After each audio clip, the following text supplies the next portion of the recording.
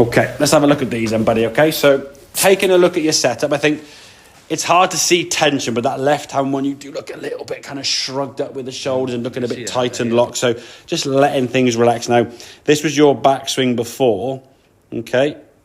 See how your hands now are sort of quite close to your head. The club's gone up beyond parallel because your left wrist now has got this sort of curvature to it, creating the face opening, which means when you come back to the golf ball, the club now wants to point there. You would fix that with that kind of scoop, where you do this at the impact, which squares the club face up. The problem is it involves hitting the ground behind the ball more often than not and adding loft, both of which are going to lose yardage. And if you try to hit the ball harder, you'll actually become worse, yeah? So the feeling you've got to try and do now, I think we've got some of the drills up here now, where you're swinging back and through, and just trying to get the club into range. If I play, the sound will come on. Down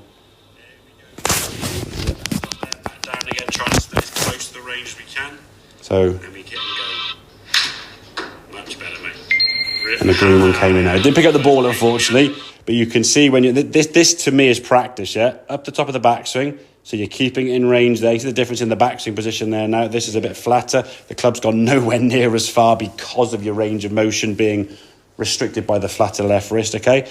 And doing this up and down. You went back there. You went far back into the green there, up and down. So you're getting the sensation of going up, feeling where that range is and what that club's going to feel like.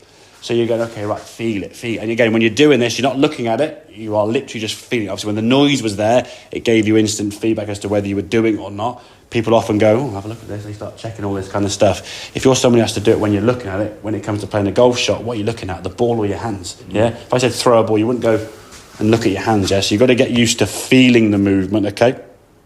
Up the top of the backswing. And then when you come to the golf ball, you can see the top of your backswing now.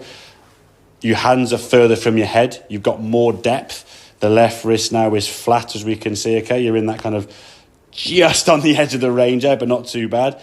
So when you come back to golf, you just came out of it a little bit there, slightly as you started bringing the club down, which is inevitable, to be fair, as you come back in the golf ball. Now, the ball we can see, although it didn't pick up on the screen, you see where the ball hit the screen there, pretty much dead centre on the white line there. And that high means that it is a pretty good strike. I think you said yourself, you felt a good strike.